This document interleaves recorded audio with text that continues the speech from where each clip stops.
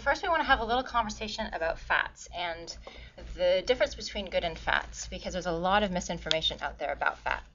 So when we think of good and bad fats, typically we think good comes from a vegetable, bad comes from an animal, or good is unsaturated and bad is saturated. And it's actually really not that simple. There is something as a good and bad fat. That's definitely a good distinction, but it has everything to do with quality and with how you use it. So that's what we're going to focus on today. We're going to talk about some really good quality oils and fats to use, and the different ways that you can use them so you can preserve the value of that. And two such good fats that we brought today that are really for cooking, okay? So these are not going to be for the salad dressings. That's why we want to show them to you first. First we have coconut oil, but not just any coconut oil. This is similar to olive oil where it's cold pressed. It is extra virgin coconut oil. So that means it has not been refined. And this is actually from an amazing company called Radiant Life, who really quality checks everything they do, and they were so kind to let us share some of their coconut oil today. And then we also brought some grass-fed ghee from Pure Indian Foods. Now the reason I say Pure Indian Foods is because they are basically one of the only companies that supplies grass-fed ghee.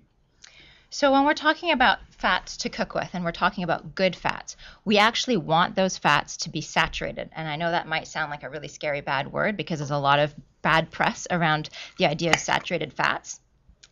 But a saturated fat basically means nothing other than every little hydrogen atom in a fatty acid chain. If you think of it looking kind of like a little stick person with a bunch of extra arms, every single one of those has a hydrogen atom on the end of it. So it's saturated with fat. They line up really nicely, kind of like little soldiers. They're very stable. Right. And that means solid at room temperature. Solid at room temperature. That's your easy way to know something is saturated. That means that it's actually ideal to cook with, because if you are heating an oil, you don't want it to go rancid. And so you want that oil to be really stable. So you want to stay away from poor quality saturated fats, and that's when we talk about things like just, things coming from conventionally raised animals, or even over refined vegetable oils are going to be poor quality. So we want minimal refinement, and if it comes from an animal, you want it to be from a really healthy animal, which is why we talk about grass-fed with the ghee. A lot of people wonder, well, so I can use butter. Well, absolutely use butter, but low heat, because butter will burn. It's the protein solids in the butter that burn. However, ghee is clarified, meaning that the protein solids have been removed. So it's just the fat. So you can use ghee for cooking popcorn, for anything that's higher heat. You could even use it for deep frying. Deep frying, yeah, absolutely. if you Same with coconut oil. Now, the reason coconut oil, you might want to kind of switch between the two is because, coconut oil does leave a coconut flavor to the meal. So I love using this for baking. I love using this for Asian sautés. What else do we? Eggs actually taste really, surprisingly, eggs taste really good with coconut oil. You wouldn't think so, but they really do. And then ghee, anytime Italian dishes, Mexican dishes, definitely Indian dishes, that's where it originally comes from.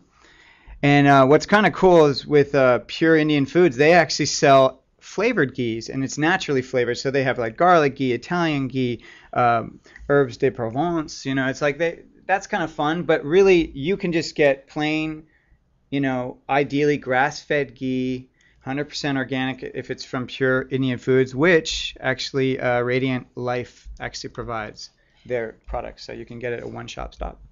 Just one other little comment about ghee. For those of you who missed that, James said it kind of quickly in there. So ghee actually comes from butter. And what we do is, if when you heat butter, you get those little white bits on the top, and then you get the oil. Well, ghee is the clarified oil without those little white bits, which are the proteins, which is what tends to burn when you heat butter. So this is a way that you can use it at a higher temperature and also preserve the stability of the oil without having any burnt bits, because you don't want that in your cooking. So that's why we talk about ghee. And also another thing in terms of ghee that's a benefit is if you have someone who has a lactose problem or who is allergic to dairy, and most allergies come from the proteins, casein or whey, as opposed to the actual butter oil. Most people with dairy sensitivities can actually still consume ghee. So if you're not sure, you can just, a really good test actually is you can just take a little bit of it. You can do this with any food, and you can just actually put a little bit of it on your wrist if you have a severe allergy and sleep with it overnight.